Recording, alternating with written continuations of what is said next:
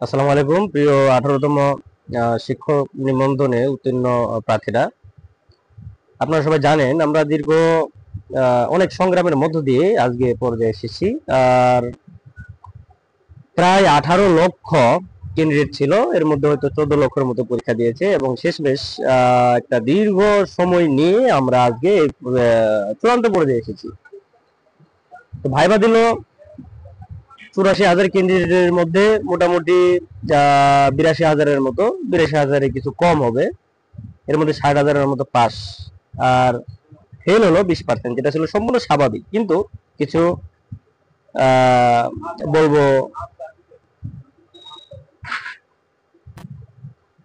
কিছু বেকুব লোক, তারা এই যে তারা ফেল করেছে বা অনুত্তীর্ণ হয়েছে, এটা তারা মানতে চাচ্ছে না। তো তাদের যুক্তি হচ্ছে যারা পাস করেছে তারা লটারির ভিত্তিতে পাস করেছে। খুবই আজব একটা বিষয়।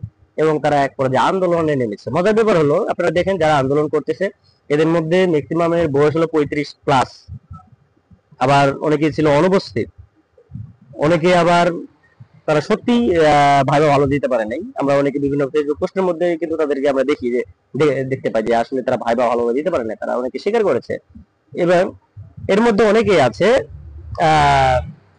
যাদের কাগজপত্রের সমস্যা, এবং অল্প কিছু লোক হয়তো থাকতে পারে যাদের ভাগ্য হয়তো তাদের সহায় ছিল না, তাদেরকে তারা কোনোভাবে ফেল করেছে। কিন্তু তারা মানতেই চাচ্ছে না যে 18তম যারা পাস করলো, এই 60,000 ক্যান্ডিডেট পাস করেছে, তাদেরকে নাকি বলা যায় যে এক প্রকার লটারি ভিত্তিতে পাস করা হয়েছে। তারা এই জন্য তারা দাবি করছে অটো পাস। আশ্চর্য হয় মাঝে মাঝে যে তারা যে শিক্ষক হবেন, এই যে ওনারা যে শিক্ষক হবেন, শিক্ষক হওয়ার কি যোগ্যতা তাদের আছে, যদি এভাবে যারা পাস করেছে তাদেরকে যদি হেয় প্রতিপন্ন করে। আসলে কি যারা পাস করেছে তারা অটো পাস?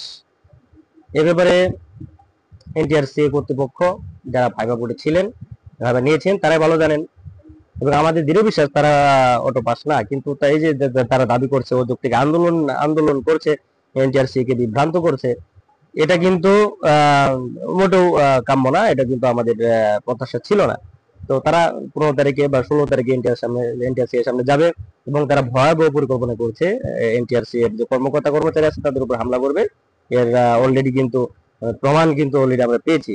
তো আমরা দেখব যে আইন শৃঙ্খলা রক্ষা বাহিনী যারা আছেন তারা তাদের শেষমেশ কি করেন, তাদের রোলটা সেখানে কি হয়, সেটা আমরা দেখব।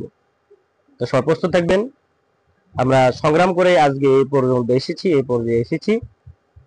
দেখবো তারা কতটুকু কি করতে পারে। আপনারা প্রস্তুত থাকবেন। প্রয়োজন হইতে পারে আমাদেরও আন্দোলনের নামার।